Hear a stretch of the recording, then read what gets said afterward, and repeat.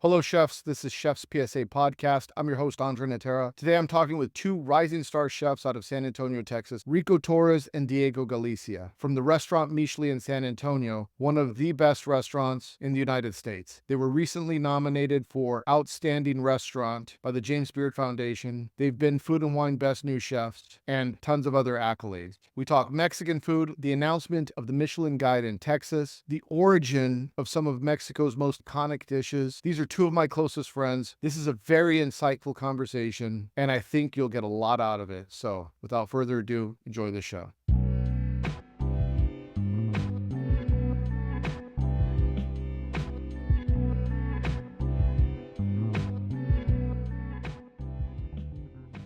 Chefs, what's up? It's been a long time coming. It has. Hey. So, big news.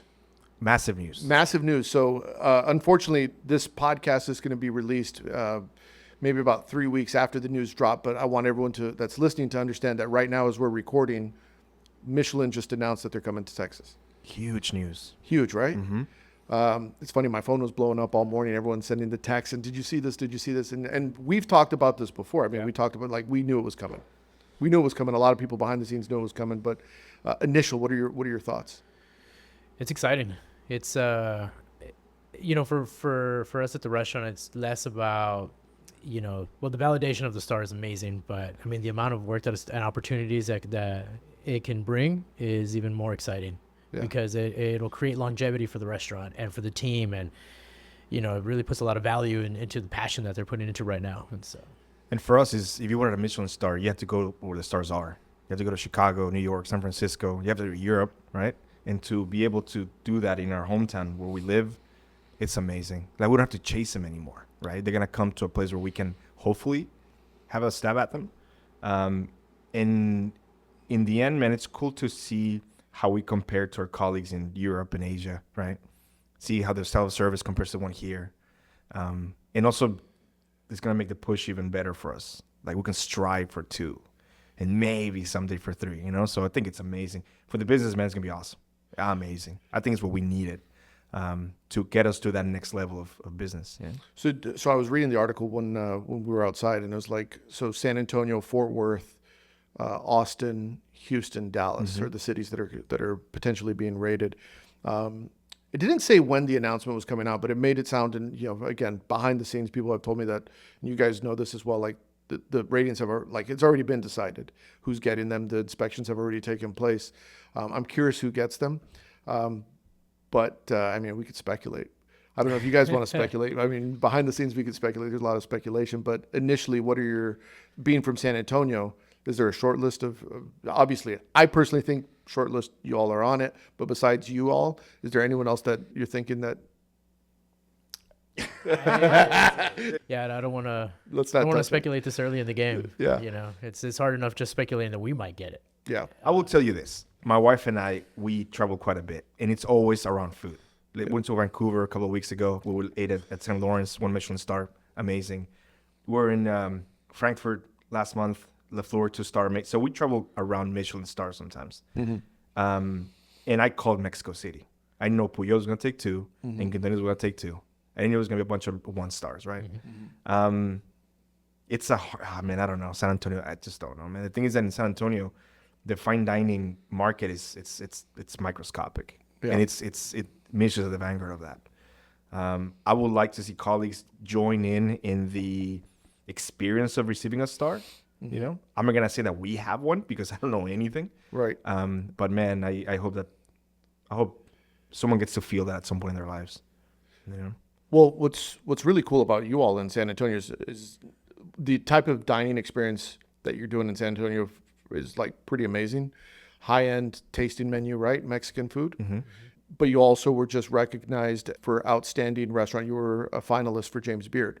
So clearly you're on people's radar, right? When people think about San Antonio, everyone that I know, I'll say this because you all are very humble, but chefs, we talk, right? The streets talk. The streets talk.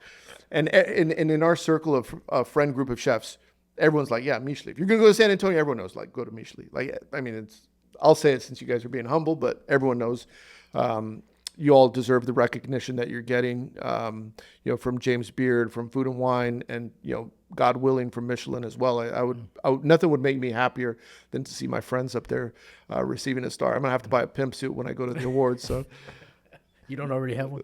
no, it's burned. The cool thing about this, man, is that all the successes of the restaurant, we have a storage unit full of accolades, Food and Wine, beer nominations, all the tastemakers multiple times, various number ones from the local newspaper.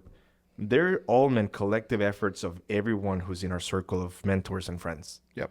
Every time we win something or we get nominated, it's you, our friend Kevin, Tavel, like it's people that come with us, Gabe, people that come with us from the ranks through the years we've been cooking. It's not Rico and I, it's this like layers of people that made an impact in our careers since we opened.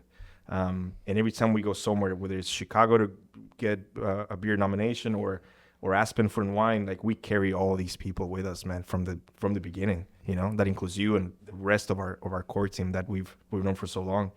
And that is a sweet part about getting an award, man. It's not just Rico and Diego show. It's the show of everyone that has either dined with us or worked for us or worked with us or our friends that inspire us to do really cool shit, forward. So it's sweet, man. It's sweet. It's not a man one show. It's a lot of people behind it. For me, what's interesting is it'll be interesting to see, like in Mexico City, a taco shop. Gabe and I were talking about this the other day. So the taco shop got a Michelin star in Mexico City. So is that going to open it up in Austin? Like, is Franklin's going to get a Michelin star for barbecue? So I'm curious to see if they venture out of the typical fine dining restaurants, get it, but also, some, Texas establishments like Franklin's or Terry Black's or something like that would be considered for a Michelin. But I do want to ask that for people that don't know, for the people listening, you have a very unique restaurant and a very unique story behind the restaurant.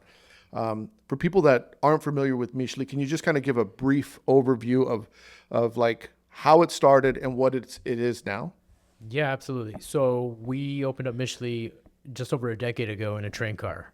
One table for 12, reservation only, paid reservation only, prefix menu, just really throwing a lot of rules of the restaurant out the window. So we're going to do this our way.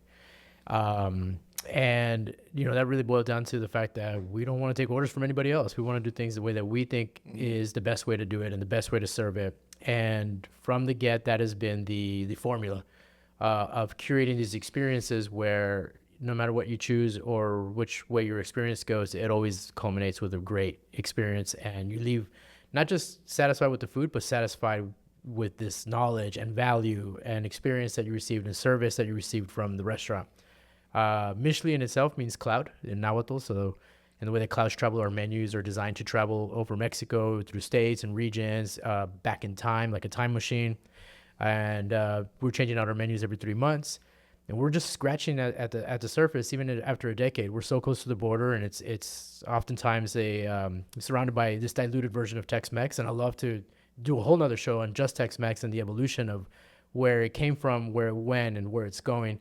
But, past all that, we wanted to get really deep into the stories that created Mexico. And as we go into it, the more that I see that Mexico is like the last leg of human globalization, because so many things culminated and happened there that really turned the world into into the round earth that we see. And so, when they find that route from Acapulco in 1565 to Manila, and then people are trading over the Pacific Ocean, and ingredients that we think of as very Mexican today, cilantro, cloves, mangoes, pineapples, star anise, cinnamon, hadn't arrived in Mexico yet. Cumin hadn't arrived in Mexico yet.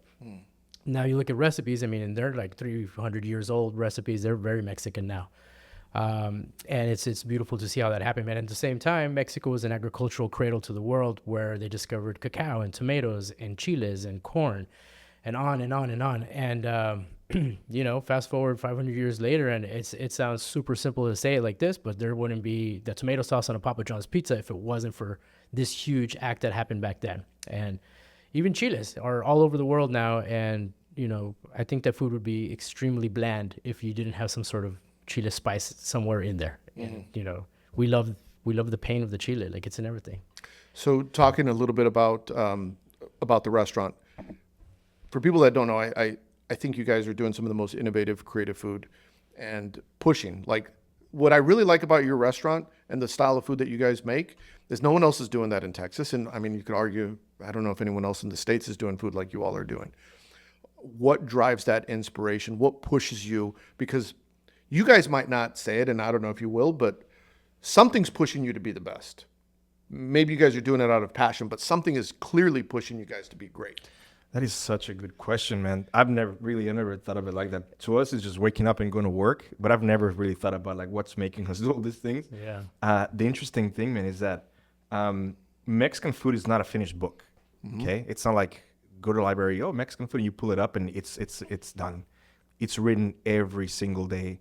There's new chapters added every day. New chefs coming out of Mexico City doing really cool things and really cool food. So it's an ever evolving thing. It's a live breathing thing. You know, it's not just like it was written and it's done. And no, that's a mistake people think, man. Is that Mexican food is not moles, and yes, it's a big part of that, but it's also ingredients, indigenous groups, right? San Antonio sits in an area called Comancheria back in the day. 1800s, the Comanche used to live there, right? So you need to see what they were eating back then in that region of Mexico. So it's like a dough starter. I mean, it's just growing every day, and you have to like pull it out of it every day to keep it going. And that's a mistake. People think that, oh, Mexican food, let's go to it's not a choice menu. Okay, it's more than that. So it grows and evolves every single day. Young chefs in Oaxaca, young chefs in Yucatan, Mexico City, coming up with new versions of things. And the difficult part about a restaurant of Michelin, man, is that we don't have a global pantry. That's the problem. If we had a regular restaurant, we can do like all these crazy things from all over the world. We have a Mexican pantry, right? So we have to focus on what we have available to perform and do menus based on what we have. If we had a Jamaican restaurant, then we have the pantry from Jamaica, and that's all we can really do, you know? The cool thing is that we have the ability of time travel. And it's a tool that I think very few professions have. And cooks and chefs have them at disposal, but they don't know they have it as a tool. It's a real thing. People think, they laugh, oh, time travel, it's real. And you do it by the way of books. I remember a few years ago, Heston Blumenthal from the Fat Dog, which, man, I would love to go eat there. He found the cookbook from Richard Lionheart's chef. And he started doing dishes from that book. He's like porridge and all this crazy stuff.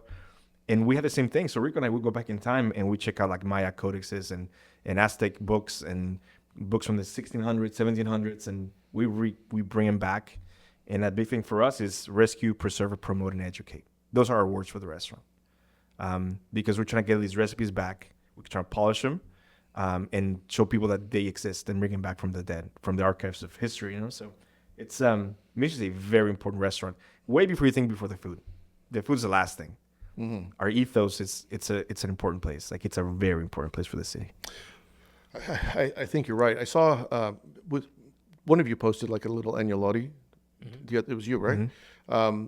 And what was the caption on there? Because I see a lot of times the techniques that you're doing, it's like, oh, to the lay person, they'll say that's not Mexican. Mm-hmm. But I think people would be surprised that there's a lot of techniques that you would think are European or from another country. That no, there's history of Mexican food in these techniques just as much as there is in Italian or French or anything else. Mm-hmm. We laugh about it sometimes. How complex and interwoven people are from all over the world in Mexico. If you go to Tijuana, there's a Chinese restaurant everywhere. Tijuana is a Mexican epicenter of Chinese restaurants. And you see Mexican Tijuanans mm-hmm. with Asian features because they came from the States after working the railroads mm-hmm. and they settled communities. And now they're as Mexican can be, you know? Italians, Lebanese. Yep. I mean, Mexico is this big, massive pot of people just coming down and settling in there. Yeah. That pasta dish is pasta de rancho. It's a spaghetti they make down in Tierra Caliente with tomato sauce and some cheese. Mm-hmm. My grandma used to make it for my dad. My mom learned to make it from my dad's grandma. And I was like, let's put it in the menu, but let's do it cooler. Let's actually make pasta in house, roll it out, fill it up. And but yeah, Rico's of Lebanese descent, from Zacatecas. So there you go. Yeah. So it's like this crazy pot of... Yeah, Lebanese, French, mestizo. I just found out I have Senegalese blood in me, which also plays into Afro-mestizos in Mexico and enslaved Africans that were brought during the colonial era and how that population is often overlooked, but it's going over almost 2 million people, especially in the area that we're talking about right now in Guerrero and the Costa Chica, Oaxaca. And those influences thrive. And going back to this pasta, like that's a crazy story about how Europeans are bringing things with them that they grow up eating and need to have in their new country: wines, wheat, and how those things play out. They tried to establish wheat for almost a decade before it actually took off in Puebla, which was just a little bit north of Mexico City, and the climate was right for that area, and that's when it took off. And Puebla becomes the bread basket for the entire country, and even shipping stuff out as far as Panama, the Caribbean, and the Philippines, to the emissary, to the viceroyalties over there. And then you have Italian immigrants arriving in the late 19th century and early 20th century, and here you go again. You have especially cheesemakers from Lombardy and North Italy, home of things like mascarpone and grana padano, and they're bringing these techniques of of working with milk and building curds and aging, and that changes the cheese game in Mexico as well. And so it's not uncommon to see pasta. You have Italians longing for something that they grew up eating, having to use local ingredients to recreate it. And most of the time that there's cheese, there's wheat now, but now there's also chiles. And so the flavors keep growing and changing and transforming. We went to Nigeria last year, 2 years ago, to Lagos. Yeah, two. And we did a presentation on mole poblano, right? Yeah. In Lagos, Nigeria, like the epicenter of like West African economy. And the place is packed. People everywhere. Rico and I did a presentation, and we laid out all these ingredients for mole poblano, almost close to 40, maybe 30 something. It was about 26. It was all these ingredients, right? And we started talking to the people there about it. Most of the ingredients for mole poblano are not from the Americas. Only 3. It's Okay. like, At the end of the day. you know what I mean? It's like this crown jewel of Mexican dishes. Most of them not even from Mexico. And mole poblano is the change in moles in Mexico. So you have moles of Mesoamerica that was very important to everyday life, but also for celebrations. And then you have this period during Spanish rule where all of these ingredients are arriving in the country for the first time, specifically to places like Puebla, where this is where the elite Spaniards lived and controlled the shipping galleons.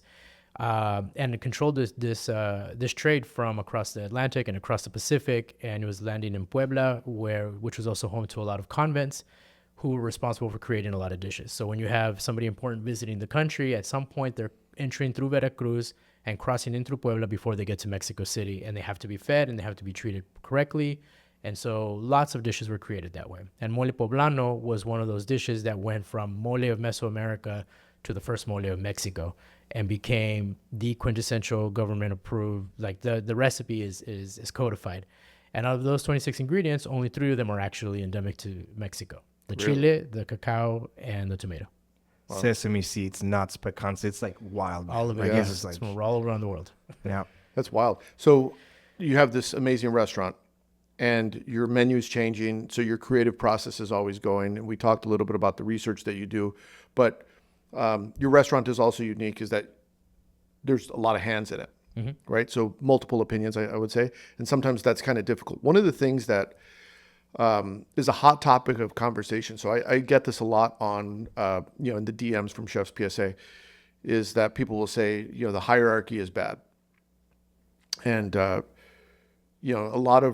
a lot, but I've seen restaurants moving towards there is no hierarchy and we just all cook. And I'm having a hard time wrapping my head around it, because I've never worked in that type of environment, and I don't know how it could work, because sometimes when shit goes wrong, you go like that, like, no, it's their fault, and your fingers get pointed. It's easy when everything's going good, but when things get difficult, sometimes someone's to blame, right? Or someone also has to own responsibility. It's also difficult when one person is super responsible and the other person is not. So in your particular restaurant, 2-part question, how do you manage that? And the second part would be, and how does the creative process work? How do you guys come together on that? Let me touch the first one. You can touch the second one. So the bullet stops with Rico and I. We're responsible for what happens in there and outside of the restaurant. But we run Michelin like a team franchise, like a sport franchise. You have your playmakers, right? You have your level of talent that's like amazing. So, for example, Haley Pruder-Som, Lauren Beckmer, our bar manager, Alex, our CDC. So we have these talent men that they're playmakers. They're the ones that they're really good at what they do. We always as a team, like, hey, it's new menu time. Let's bombard with ideas. Let's throw everything at it, right? But it comes down to Rico and myself, and we're like, this works, this might not work. we would encourage that creative process that a lot of restaurants hinder on their staff. Like, you're just a cook here, you shouldn't be giving ideas. We don't do that at all. Because these kids at some point, they want to have their own restaurants, right? So they're going to have to like kickstart that creative part of them that has been stepped on for so long by their employers.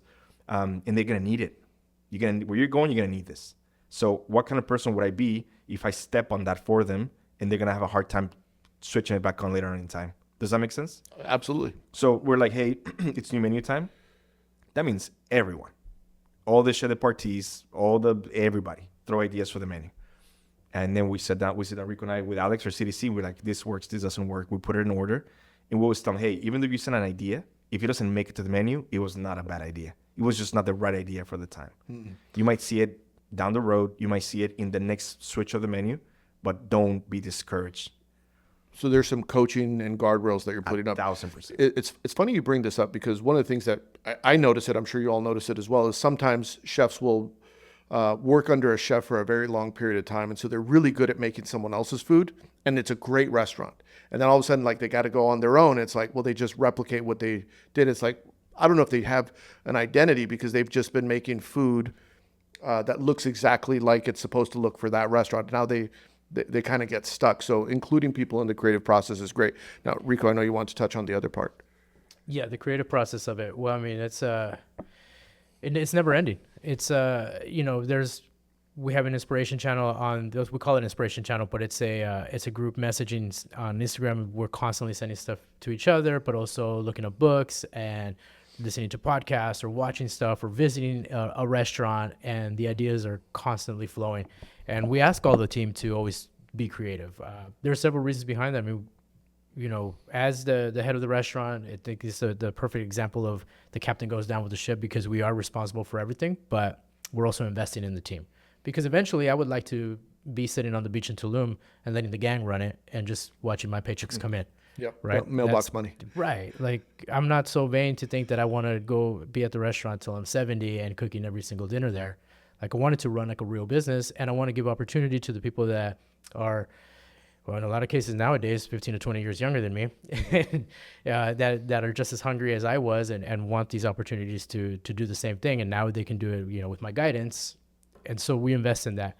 And the idea is always like, give me all your ideas, good, bad, because I want you to get rid of the bad ideas. I want you to get used to flexing that creative muscle, because it is a muscle and it does need to be worked on.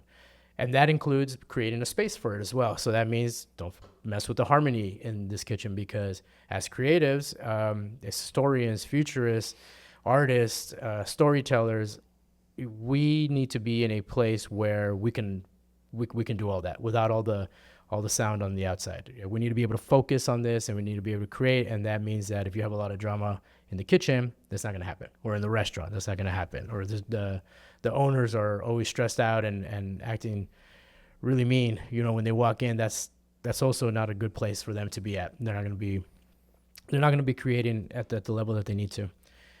We've developed a team at this point that's like an A team. They're basically policing each other, and right away if you're not keeping up with your teammates. Sometimes I feel like I need to step up a little more, because they're really firing on all cylinders and I've slacked up for a little bit, so I need to get back in it. But I love when they come at me with stuff I've never heard about before, and then we all get into it together, and we unpack it and unravel it and look for ways to create it into food, into an experience, and the conversation keeps on going. And so we do all that. On top of that, we are also, we have a good partnership with UTSA libraries. So the University of Texas at San Antonio has a special collection in their library of almost 3,000 Mexican cookbooks, starting from 1789. So the first ones are actually just manuscripts, and they're handwritten diaries, and they're handwritten menus for a 5-day party with 72 menu items. And there's so much history in there, not just the recipe, but the stuff in between the layers of those histories, like who wrote this, who was it written for, who's missing, who's eating these foods, who are the people that grew this food, are they being represented in these recipes? And you see the creation of Mexico, over the last 300 years in these stories, in between the lines. And it's important to look through all of that. And I don't know, it's just probably the most exciting part of my career in the last decade is to be part of the research and this creative process. And I'm sorry, unfortunately, sometimes the food is just like third, fourth place, because by then we've gone through so much to create an experience. Yeah, knowing how to cook is not enough anymore. You need to be a historian. You need to be interested in history. You need to be interested in literature. You need to be interested in people, indigenous tribes and indigenous groups. And it's not just like, hey, I got a job at X restaurant as a line cook. That means nothing to us at all. Nothing, man. You need to be interested in so many other things. You need to be a good steward of the people you're representing, right? Let's say if I want to open up an Indian restaurant, I need to be a good steward of that culture. I need to know what I'm doing. I need to pay respect to the people doing it. Because I need to represent them. Saying I want to open up a Mexican restaurant, it's not enough, man. Like you need to know what you're doing. So we met, 2014. So I've known you guys for almost 10 years, right? We met at Food and Wine. Was that the year that you opened your restaurant in 14? 13. It was 13. It was 13. So you had been about a year under your in the restaurant, and so now we're 10 years, or 11 years, right, Michelin? It was at the end of 2013. So October 1st, 2013. So yeah, I mean, we're getting to 11. So you changed the menu, what, three, 4 times a year? So we're 40 menus in? About 4 times, sometimes 5, just depending on the year. There was a couple of times as well when a few years when we would just stop everything and then turn the entire restaurant into a Game of Thrones menu for a week. Yeah. Oh yeah, that was fun. The flags would come out. My stepdad would come out dressed like a wilding, like a Viking. Do you watch the new Game of Thrones? What's it called? House of Dragons. I saw the first episode. It was good. I'm sorry, the first season was good. I saw the first episode on the new season. I fell asleep, so I have to go back and get caught up. So don't spoil it. But so now you're over 40 menus. Oh, right? yeah. I think over 40. We were talking at about 52 the other day. So question, let's have a little fun with it. What are like some of the best dishes? Like if you had to like top 3 dishes that you've done over those 40 menus, what are they? And then the top 3 that you're like, we should have never done those. Wow. There's a lot of low 3. Like there's many, right? Yeah. There's a lot of, you're like, man, what the fuck was I thinking? Why? How can we serve that? Oh, for sure. Yeah, definitely. The scallop. Yeah, with the sake beurre blanc, that was really good. The chayote. The chayote dish was amazing. Man, there's been some really awesome desserts as well. Yeah. The Beggar's Purse was a hit for a long time. But it's less, even if we try to recreate it, it's not the same dish ever. Those are the top 3. I mean that I can think of at this second. Yeah. I'm sure if I went down through my pictures, I'd find it. But and when you're tasting them, like you said chayote, like when you guys see it, you're like, that's the one. Like, don't mess with it. Like, perfect. Yeah. So last week we're getting ready for a new menu. So the way new menu works for us, we close for the whole week. Yeah. Like we never jump menu to menu while we're in business. We have to close, man, because the level of detail requires that time of just focusing of doing these dishes. And last week, it's always chaos, sort of, right? It's like uncontrolled. It's controlled. It's like dishes everywhere. But you've done it so much. You got a system for the sort chaos. Of, yeah. It's tasting spoons everywhere and like glasses of wine everywhere. So, but tasting something, man, that immediately is really well balanced and really well cooked. It's like, right. So I made a mole last week that I thought was gonna work, and it sucked. Everybody's like, "Oh yeah, it's really good," but I knew it wasn't any good. Yeah. And I told one of our chefs, like, no, the whole thing is like you don't have to think about it. It has to sing from the second that you taste it, and it wasn't doing that. It sucked. I had to throw it away and start over. Because sometimes you taste something, okay, you need some acid, you need some salt, but most things you try them, you're like, that's it. Now let's replicate this every single time. It's a really exciting place to work in, man. Not for everybody. I'll tell you that right now. Yeah. Why not? Because it's hard. It's a hard restaurant, man. So can I interrupt? Because I like where you're going with this. A lot of people want to work in great restaurants because they think it's going to be fun. And sometimes they work in great restaurants and they realize it is fun, but it's also very hard. And it's not for everybody. So if someone was coming into your restaurant right now, what are some of the things that you all expect as the leaders for people to come in like, hey, it's going to be fun, but here's some things that you need to know? Respect. Number 1, 1,000%. Respect. We've had these instances, man, where you need to wear the jersey. Like, this is your team. You just signed to Real Madrid. This is your team. You're not going to go to the Real Madrid teammates and, like, talk shit or have attitude or, like, insubordination. Or you're on my ship. I only answer to Rico or Diego. Like, it's things like that. Like, there's a level of hierarchy in the restaurant that you need to follow through. Respect is number 1. If you're going to be here, be a team player and, like, really believe cooking is a team sport. 1,000%. I really like to see my chefs ask for help. I love that. It means that I need help because I cannot produce this at the quality and level is required of me. So I need help. I love seeing that. You know, I worked in restaurants. When I was a line cook a long time ago, I would see dudes just go down in flames because they would refuse to ask for help. Because, oh man, how am I going to ask for help? Help is the best thing you can do in a high-level restaurant. I mean, I need a hand. Help me. Even better when the team is so close-knit that they can sense when you need help. That's the best part. When they're together every day for so many hours that then immediately when, hey, they got need help over there. And they just swarm to each other. Mm-hmm. To me, as an operator and as a chef of the restaurant, it's the best thing to see, you know? And what about you? What are some of the things that someone coming into Michelin right now, they want to come work for you? What are some things that they need to know of what it's like to perform at this level and be in this kitchen? Yeah, well, we'll start off with the rules of the restaurant. Yeah. The rules are you come in, don't break the harmony. And these are non-negotiable rules. That means that if you break this, you're gonna get let go. Don't break the harmony in the kitchen. You represent the restaurant everywhere you go and everything you do. So that means your social media posts. That means that you're hanging out in a bar and somebody starts trying to start something, and we suggest that you keep it moving instead of trying to keep it real, right? Like just walk away or you need a ride home because you've had too much to drink and you decide not to take a ride home and you get in some sort of accident. That's representing the restaurant. You could have really hurt somebody. Maybe you did hurt somebody. That's not negotiable. Like, you represent the restaurant in everything you do. And 3, if you have an issue with somebody on the team, you as adults need to fix it. We used to get a little bit more involved. That always backfired. We work with adults only. And so as adults, you should be able to have the maturity to deal with it. Because if it has to come to the table and with HR, one or both of you have to go. That's not negotiable. We always hire slow and fire fast. It's just something you have to do as a business owner. It's not fun to tell people that they're not cut out for this job. Sometimes they do it to themselves. Sometimes they just not cut out for it. And that has to be okay from the beginning. That has to be okay that you're going to walk in here and you're going to get a lot of criticism. Not because we want to intimidate you or insult you, but because we work at a very high standard and we try to keep that level. And the only place to go from there is up. So yesterday's service was yesterday's service. Today needs to be better somehow. And you're going to get criticism, whether it's from the front of house manager, from myself, from another teammate, whether it's the way that if your hair's too messy or you're not pouring the right amount of wine, everything is looked at and scrutinized. And that has to be okay when you walk in. You have to have that skin that says, cool, I'm going to get criticized, but it's so that I can get better, not so that I can get put down.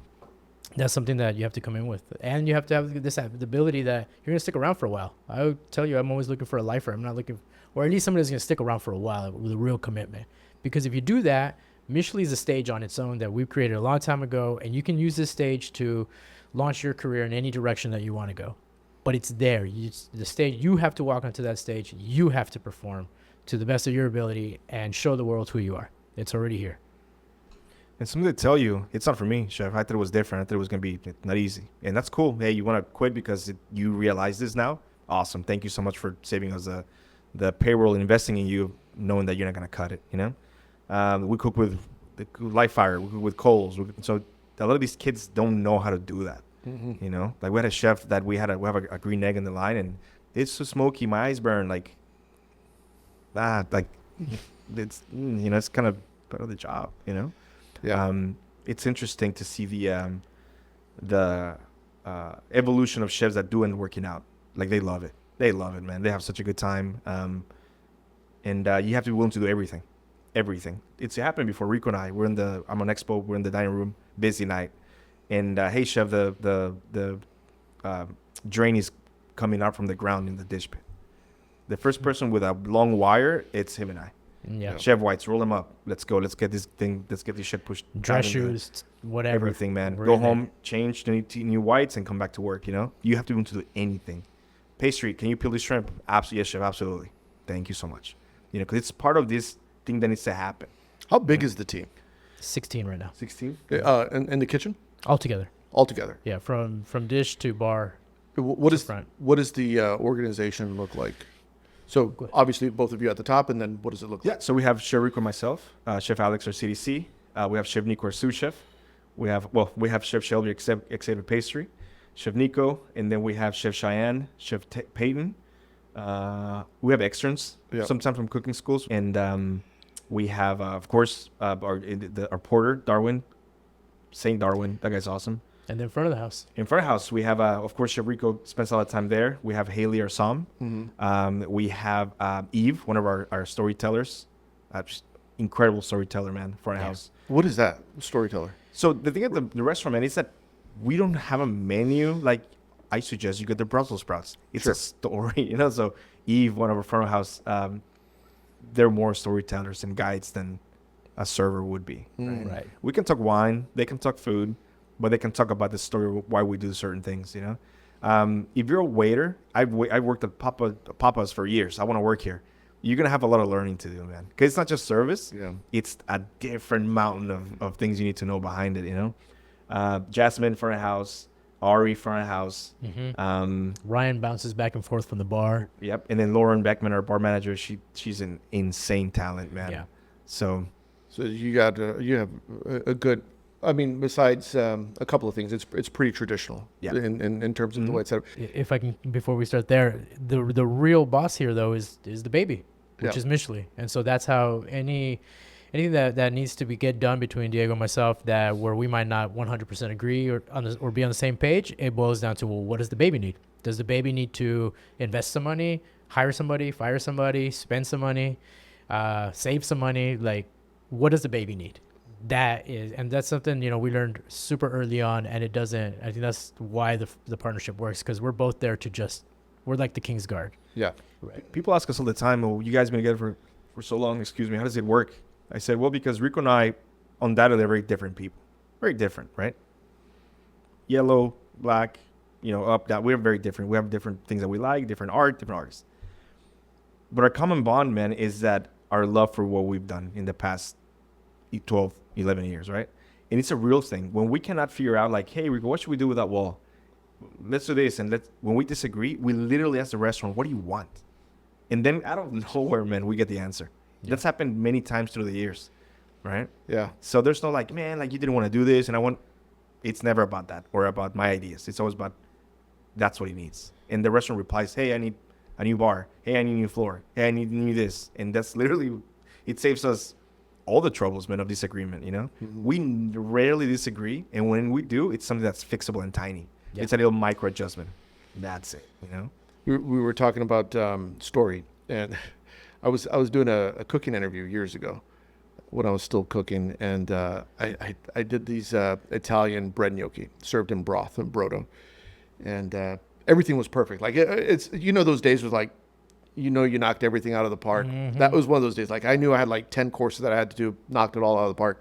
And I had this brodo, and it was like really umami. It had parm rind and prosciutto trim and bonito. I mean, it was just like good. And I was going to serve it with these bread gnocchi.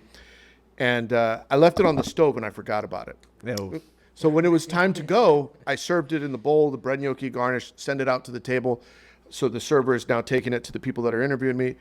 And I made a critical error as I tasted it after. So I tasted it, I was like, shit, it reduced. It was salty, like inedible.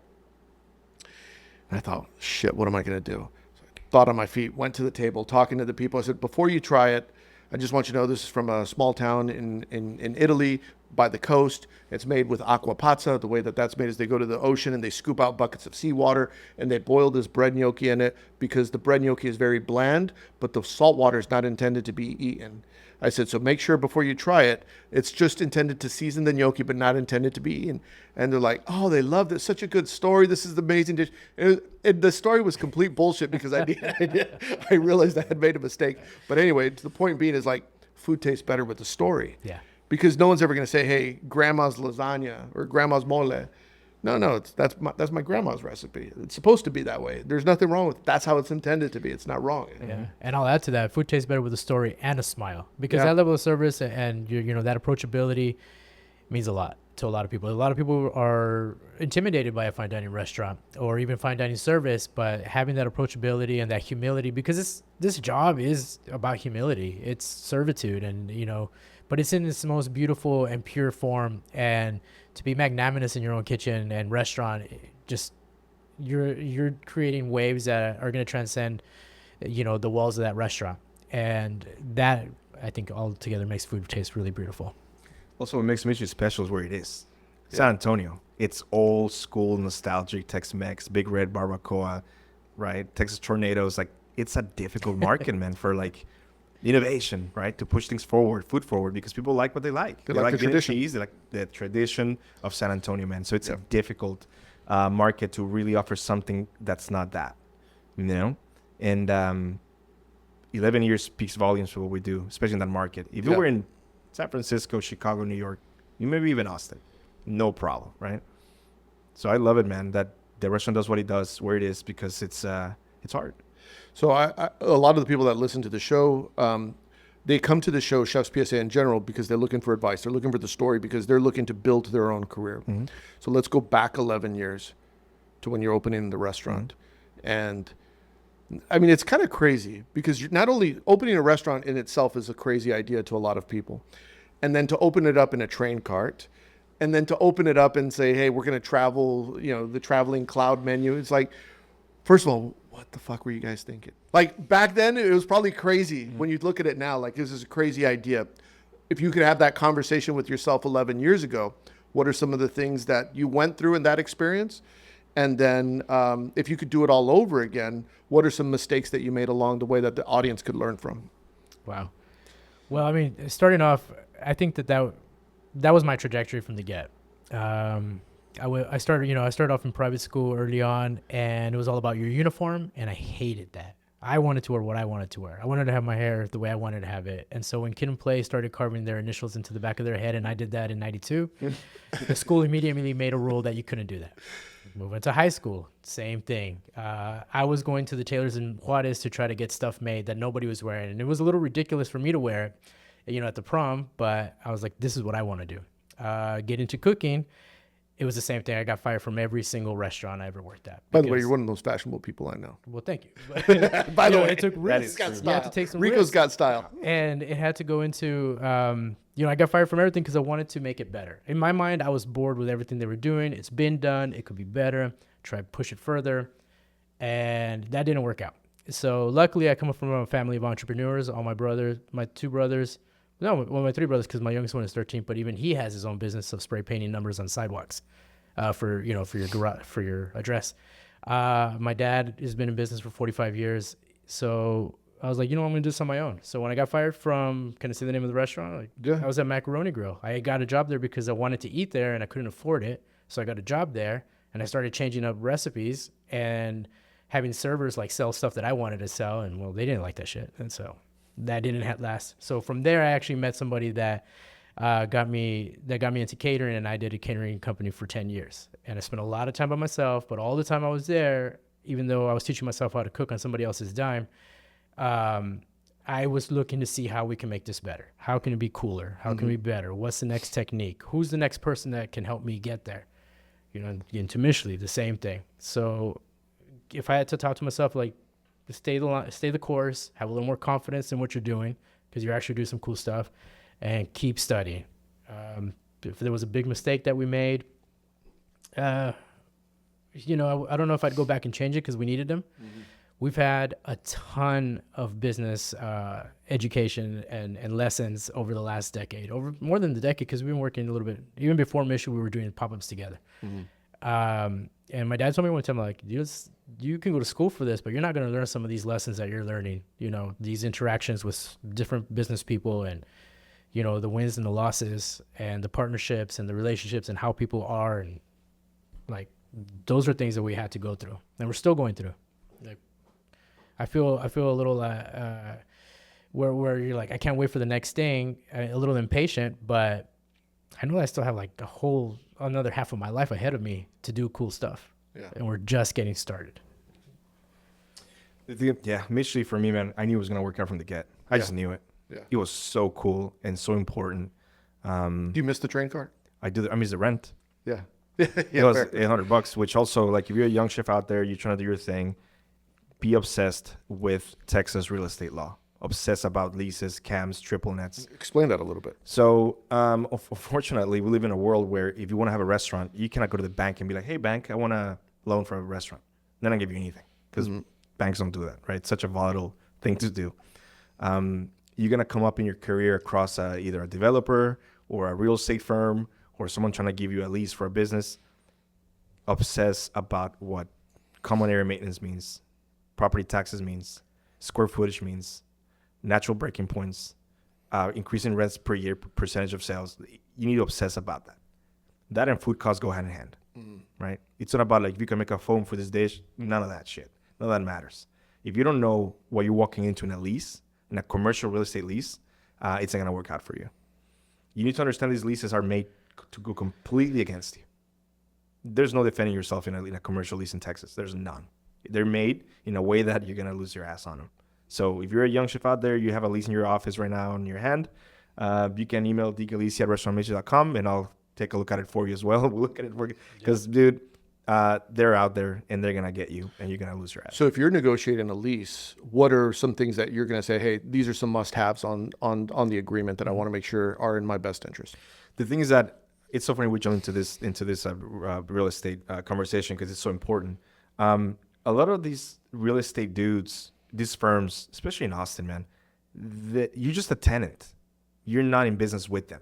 If I have real estate, right, and you're looking to open up a restaurant, I want to be in business with you because if you can pay your rent, it means you're doing well. But if you do well, you need my support, right? Example, now it's summer. Restaurants are slow, very slow. It's notorious for slow.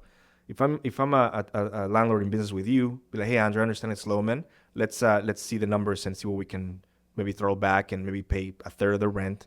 Once the season revamps, here you go. They want their nut first before anything else. And it's just, that's going to choke your business, you know?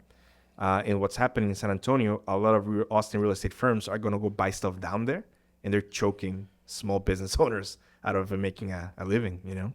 So you need to see who you're really going to get in bed with when it comes to a real estate guy. A lot of them want to be in business with you. They have your best wishes forward. They want you to do well, and they're more flexible, right? Or it's $20,000 a month. I expect them every first of the month. I don't care what happens to you. Goodbye. Oh, you didn't pay this month? I'm going to lock you out. So be obsessive about that old fuck you, pay me. Right. Yeah. Exactly. So young chefs out there, I know you want to do really cool shit. That's awesome. It's going to happen. If you have a lease in your hand, please review it over and over again. I was talking with Aaron Bludorn about this the other day, and he said, if you're going to open up a restaurant and you're still not confident in your culinary skills, don't open a restaurant because that you need to be on autopilot there because everything else is so new. Yeah, absolutely. They need to go hand in hand. I mean, it would be great if, some of these property owners were also, when that lease is created, like, okay, this is a property of a couple of restaurants in this area. Part of your rent includes us doing some marketing for the area and drawing attention. And some places do that, and that helps the restaurants a lot. Some of them are just completely removed from that. And then, you have all this money invested in. Maybe your family lent you money because they really believe in your cooking ability, but that whole business side of it is a whole nother beast. And honestly, cooking doesn't even mean shit if you can't get that locked down because you're not going to make it. And then say you do manage to get past 5 years. Well, I mean, do you want to be struggling every, going paycheck to paycheck? It's hard. We have some really good friends, the three of us, and chefs that are doing really well. They're fantastic chefs, and we still see that it's a thin margin. Yeah. They still struggle. No matter how many accolades they have, no matter how full the restaurants are, it's a tight margin. There's not a lot of places to go to. It's one of these things like trying to solve the world's problems. A big topic of conversation is everyone needs to make more in the hospitality restaurant industry. It's like, well, I understand that, but I have a hard time talking about it because I don't have an answer on how to fix it because restaurant margins are so small. So it's like, where's the money going to come from? Yeah, and we tell the team. So people ask, "Hey, raises. How do raises happen?" I say, "It'll happen when the restaurant can afford it." We don't have a magical bank account that resets every day. That covers food costs or payroll. It comes from the guests, right? If you're gonna go get a job somewhere at a restaurant, know that raises are not gonna come anytime soon, especially right now in the summer. Actually, nobody's hiring right now. Nobody's hiring new people anyways. It's not the owners like withholding all this money that we have. Oh, don't give it to them because no, man, it comes from the guest to us. And then with our business knowledge, we distribute to you know, the rental, the space. Maybe we need new plates. Maybe we need this and that. So it's not us. It's not the, you know, it's not the owners. It's the business itself needs to generate that income so you can have healthcare, paid time off, payroll. It's a lot, you know. So I mean, I wish more people knew that it all comes from people that come to our doors. That's why service is so important. And another thing that I think a lot of young cooks don't realize is ownership is taking on the majority of the risk. I'm going to tell you a story that's really funny. I'm not going to name any names, but I was hoping you were going to tell this story, but yeah, a friend, I know which one you're going to tell. I have a friend. To throw people off, I had a friend, right? You had a friend, yeah. And super hardworking, man, as they come. Smart as they come, right? She's super smart. She's a really good operator, too. Yeah. And saved. Later on, we wanted a car. I think it was like a Volvo X something rather, like a nice little car. She saved up all this money, man, and then bought it cash, right? Owns a restaurant. Comes to the restaurant, and then one of the cooks asks her if she can hey, chef, can I talk to you? The quintessential chef, can I talk to you? Yeah. That makes your heart how's your sick. day? No, it's never that. No. It's never how's your day. Hey, chef, I noticed that, you know, I've been asking for a raise, and you just bought this car. And when I heard the story, when she told me, my heart sank, man, because we carry all this risk every fucking day. That pit they feel sometimes in their stomach about, oh, it's so busy. We feel that shit every day, man, about everything, about increasing rent, increasing cost of good. If the gas goes up, everything goes up. No customers. Hey, man, there's 4 people coming tomorrow. You carry that with you every day. And how many times do you forego paying yourself so you could pay the staff? Welcome to summer, baby. Right? But, you know, early on, it was very difficult. Like they say, you need about 2 years to make sure your business is going to go. Early on, we forewent a lot of paychecks. Moving forward, one of the things you have to account for is your own paycheck. You have to be able to survive. You have to put on your own mask first. And that means that you have to pay your bills. You have to take care of your family. Maybe you don't get new shoes all year, but at least your needs are taken care of. And that has to be implemented early on in the business plan, that you're going to get your check. Somehow, all your costs are going to take care of you as well, because you're giving your entire life and life energy to that restaurant. Yeah. And at this point, you know, I'm 40. You know, we're older in our careers, and, you know, we need that stability of like, hey, this is a business. And don't forget that a restaurant's a business. It's supposed to generate, right? This whole like, yeah, with the passion. Yes, that's the fuel, right? But the end result, it's a business that makes something for someone. It's not a playground. It is not a playground, you know? And people fail in that, man. A lot of chefs, they'll open up a restaurant, and they can never make the transition into being business owners because they refuse to, because I didn't get into this to be a business. I'm a pirate. I'm a line cook. Enjoy your fucking life wearing Walmart kitchen shoes forever. You need to transition over at some point. And it's sad, man. Young chef out there, in 10 years, you might not be cooking anymore. Say that again? If you're a young chef right now cooking, in 10 years, you might not be cooking anymore. Yeah. You're going to be doing invoices and writing paychecks and looking at your properties and trying to find ways to keep it going. That's what happens to us, man. Like, we're in this expansion mode with greenhouse and the coffee shops and Michelin. And I don't go in and get a cutting board and a knife anymore. You know, might go maybe to, you know, check on things and show the guys a couple of things, but I don't have a prep list anymore. Right. What's interesting is I was having this conversation with someone the other day, and they're mid-30s, line cook, and they're like, "But I didn't sell out." It's like, well, you didn't sell out. You're mid-30s, and you're still a line cook. Not that there's anything wrong with that. Some people are, you know, that's what they want to do. But now this person was asking for advice because they want to go into a sous chef role, and they said everywhere they're applying, they're saying, "Why are you still a line cook?"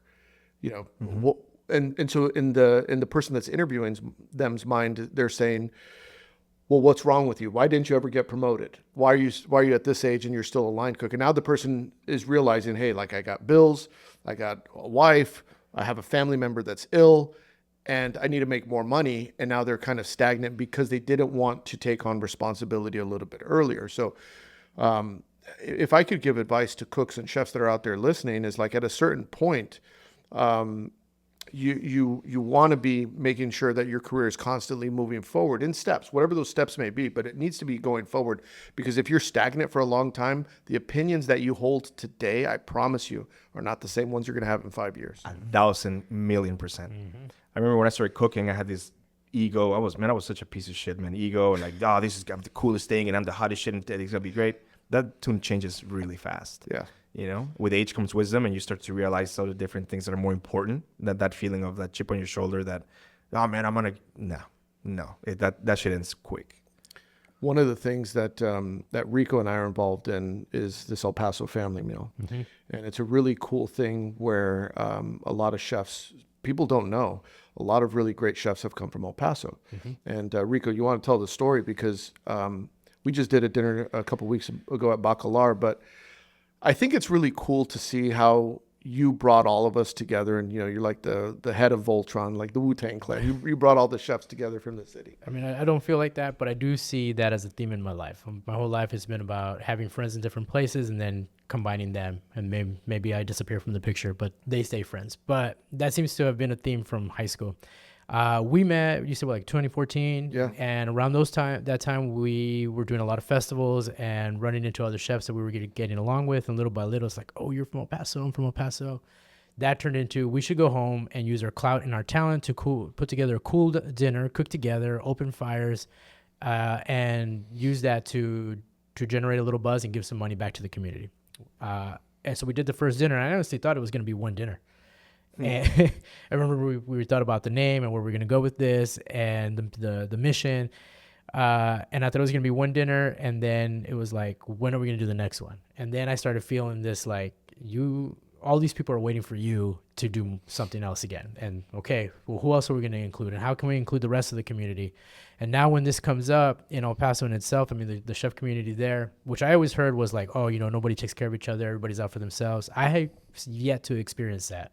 In the 7 years that I've been going down there to cook and do dinners, it's a tight community, and it gets really excited when something cool is happening. And that can be in the form of chefs that grew up in El Paso and have made a name for themselves and are coming back to do that, or just this elevation of like, we're going to get the gang together and put together a really great party and use that to give back to the community. This isn't about creating impact. I will be honest, it's a little selfish in a lot of ways because I get to hang out with my friends. I get to stay a little bit relevant. The same for all the people that are involved in the dinner. But at the end of the day, when that check goes to El Pasoans Fighting Hunger and they work magic with that, where they can create a meal with 7 cents, and then you see the impact that had for a month, and maybe we just put a dent in it, but their job is so incredibly big, and the people that we hope we never get to meet, but we put it out there because we put our life energy into it, because we made a sacrifice, because, this is bootstrap charity event. A lot of times I've asked you guys to pay for your own trips out there or the stipend for your trip was super low and we get sponsorship and help from wherever we can. This isn't a big festival, and we put it together, and I feel like it raises everybody up for that moment. And as soon as it's over, it's like you're left with this buzz, and now you feel like I got to do it again. And so that's where we've been at with this. It's growing faster. So many people are excited about it. We're about to do another one in August back in El Paso, and introducing new chefs to this dinner and really creating this family meal, just like the family meal that we have at the restaurant when we're with our other family, and the family that we really probably oftentimes spend more time with than our actual families. And we're bonding because we're about to go into the trenches together. Wherever you sit in that restaurant, you're going to go into the trenches together. And that's where it all really came from. And I mean, that's what's happening right now with Family Meal. Yeah, super important. And if people want to follow along with El Paso Family Meal, where can they go? On our Instagram is El Paso Family Meal, and our same for the website, elpasofamilymeal.com. So we're closing up on time, but one of the things that I wanted to talk about is, we often bullshit about the chef's PSAs. Yeah. And I know you guys have some opinions on mine. You don't agree with all of them. That's okay. Well, by the way, I got to say, one of the PSAs that I made a T-shirt out of, limited edition T-shirt, was one that I got from Diego. So it was, if your meat is wet, dry it. That's a you quote. I stole it from you. I was like, I'm gonna turn that into a chef's PSA, and then someone was like, turn that into a shirt. So I turned it into a shirt. I'm not selling it anymore, but I want to talk about those. What is your chef's PSA? What are some of the ones that you agree with and some of the ones you don't agree with? Oh man, yeah, in a minute. Well, most recently, the one that really sticks out to me is the one about the parchment paper. Yeah, it's a full sheet size tray of parchment paper. You don't need the whole thing. If you're going to use it as a notepad, and I've seen that before, you don't have to fold it in half and then write on one side and throw the whole thing out. Like, you can fold this in many ways and cut it and make little sheets for yourself. But it's food cost, right? It's part of the cost. And even if you had all the money in the world and you're like, I don't care, I could throw away money away, it's also this thing about having a little humility in your little steps of your life. You don't have to throw away that much paper if you're only going to use a little bit of it. And that's kind of that's an angle that I think about every day when I'm doing something. You know, if nobody's going to notice, should I do it? Yeah, you should do it. You should do, because you're noticing it, because you know that you're doing something that takes humility and presence of mind, and you should do it for that reason, because it's going to make you better. Yep. Even if nobody else ever knows about it. It's funny, you can also make a piping bag with a parchment paper. So there's many things you can do with it before you throw it away. A hat. Yeah, exactly. A taquero hat, everything. Yeah. It's if your meat is wet dry, that's truer words. Why? Explain that to people. So that came from one of my chefs at CIA when I went there. Chef Paul Sartori. He was teaching us meat fabrication, and we were shooting up steaks. And you had these kids, this first year cooking school kids, man, dropping like wet steaks into the oil. It's just fire everywhere. And I remember him vividly saying, "Hey, if your meat's wet dry it, like pat it dry, right?" Yeah. So that stuck with me. And the other one was one time during a cuts class. You have to do Brunoise, batonnet. Oh my God, it was like a sheet tray with all your cuts, and then you walk over to the instructors for them to review your cuts. Yeah. And I remember pulling out the ruler. Remember this kid, man, comes with this horrible tray of cuts, and Paul goes, "Hey," because Paul was like straight up line cook, man. Like he was like one of the OG like French like trained chefs. He says, "Hey man, bring your knife over here." And the girl goes and grabs her tray with her knife, and he goes, "You couldn't cut a fart with this knife. Get out of here." And it was the funniest thing ever, man. I remember I touched the knife. It was like a spoon. It was so dull, you know? So it was like little things, man, you pick up in cooking school from these like OG chefs, man. That's really, really cool. They kind of stick with you. Yeah. Where do you guys fall on radios in the kitchen? We play music in the restaurant. During service or just during prep? Both. Yeah. Different playlists. Yeah. Of course. Yeah. Different playlists. Yeah. I'm like, it's one of the most controversial opinions that I have, which I didn't think it was controversial. It's like, I'm a quiet kitchen's focus kitchen. And when I said that, it's like fucking so much hate came at me. It's like, what do you mean? Let them listen to music. Like, well, they could listen to it. My kitchen, you don't listen to it. I don't care what other people do. But that was one that like I stirred the pot with that one. Mm-hmm. I didn't realize how passionate people were about no radios in the kitchen. If you had a chef's PSA for the listening, like what is something that you want cooks to start doing and also stop doing? I don't know how much this is going to hurt us, but first of all, stop crying. It's not that serious. There's a solution for everything. If there's no solution, crying is not going to do you any good. If there is, there's no need to do that. That this whole level of being too sensitive to work in the kitchen, I get it. You know, we are trying to be a more sensitive society, and that's great. But there's also this feeling that you need to have some confidence in yourself, and confidence in the fact that you're around people that know what they're doing, and they're going to help you find solutions for it. So if you start working from that place, you can start getting rid of really crazy emotions that were going to lead you into having difficult relationships with the rest of the people that you work with, and that are going to keep you from focusing on finding better solutions in whatever situation you're at. So if you're just a little more focused, a little more calm, and I got to say this, I've been talking with my wife about this for about 3 days. I don't understand why people get upset when you tell them to calm down. Because if somebody told me that, I would understand immediately that I'm out of my place and that maybe I should revisit where I'm coming from, because where I'm coming from should always be from a place of just stillness and peace so that we can make the best decisions possible. Otherwise, that's where the drama starts. That's where all the entertainment starts. That's where #chef life starts. That's where shows like The Bear come out. Yeah. It's all entertainment, but bottom line, you settle down, you come down to that peaceful part of who you are. You can find all the answers that you need.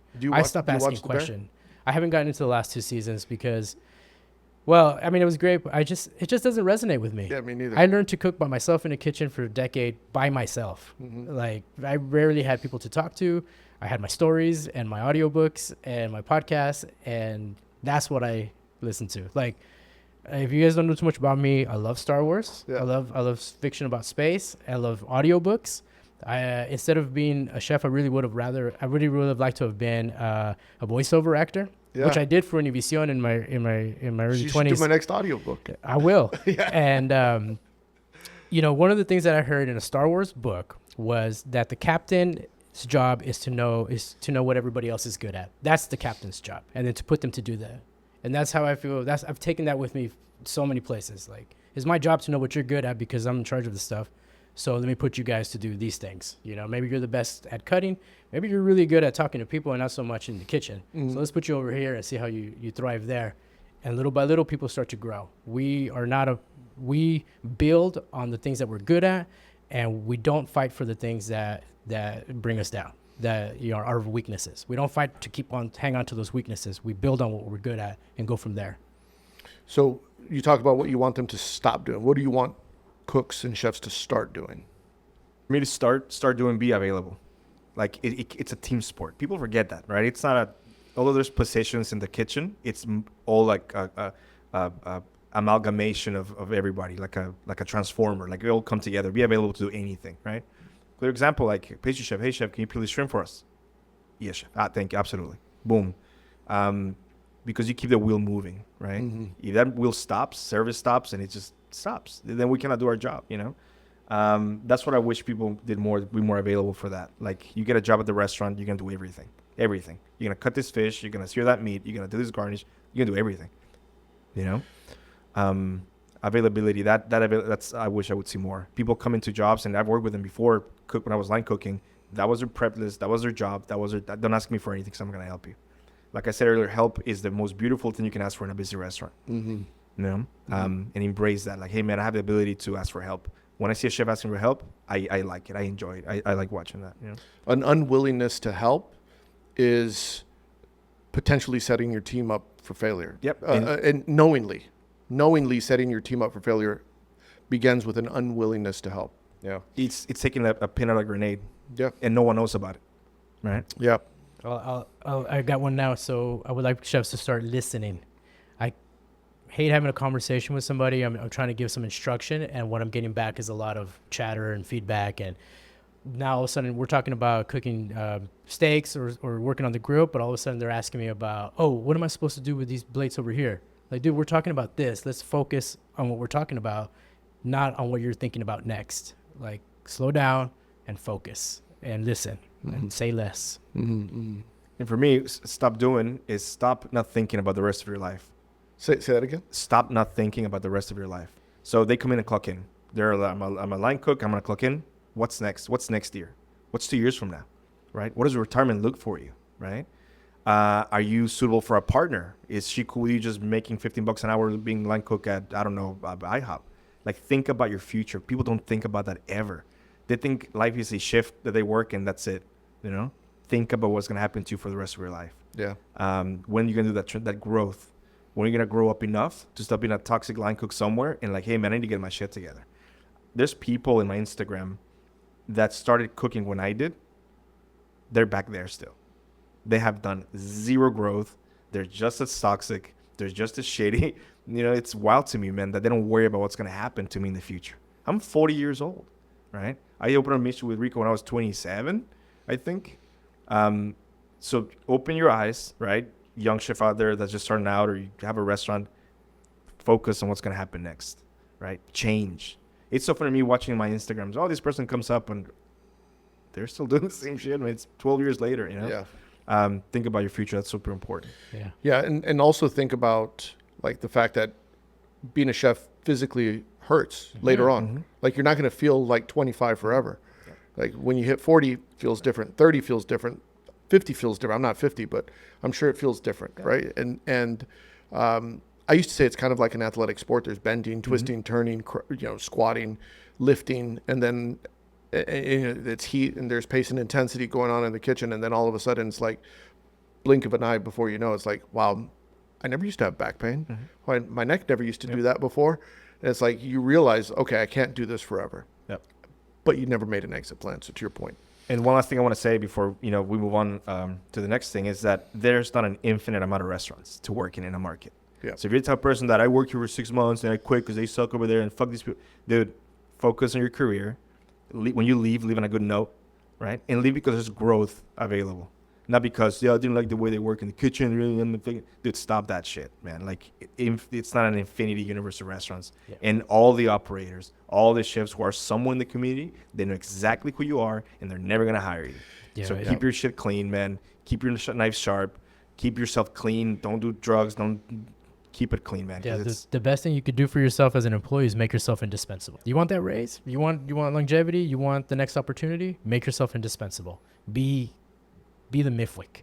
Motherfucker, what's in charge? Yep. Yeah. We Right? just gave you the secret to this shit. Literally, Yeah. like keep clean, do a good job, and you know. Well, it's funny. What you talked about is like, it's a small circle of chefs. You know, I would say, yeah, I joke around, say like this Illuminati of chefs. Like, I could pick up the phone, I'm gonna call you, you're gonna call me, you're gonna call Kevin, you're gonna call Tim. Like, we all know each other. Call Matt, whoever, Gabe. And what's funny is what people don't understand is like, some chefs in that circle know cooks in that kitchen that they've never met. They know stories about you that, like, hey, and there might be 4 or 5 chefs that know stories about you and they've never met you. So when you think that people don't know your name just because, oh, I'm just a line cook, or I'm just, no. That, oh, wasn't that one guy that worked at this one restaurant that did this one thing that one time? Yeah, I'm not going to hire him. People know who you are, and your reputation precedes you. So people that are listening, like, don't burn any bridges. Yep. Right. And a good way to do that is, you know what? You don't have to be right all the time. Even if you're super right, you don't have to fight for it. Like, it doesn't matter. Like, Yeah, take the L. All right, chefs, it's always good to see you both. Where can people follow along for the journey? Oh man, Michelin Cloud on Instagram. My personal, it's open for people to see my life in and out of the restaurant. It's at the Diego Show, one big word. Rico _ Torres. And then restaurantmichelin.com. Make a reservation. Come see us at the restaurant. Chef, it's always a pleasure sitting down with you, hashing it out and talking about life and life and times of everything. And it's been so cool, man, to share this 12 years with you. And hopefully we'll do some more cool shit in the future. Awesome, brother. See you guys soon. Thank you, Cool. Chef.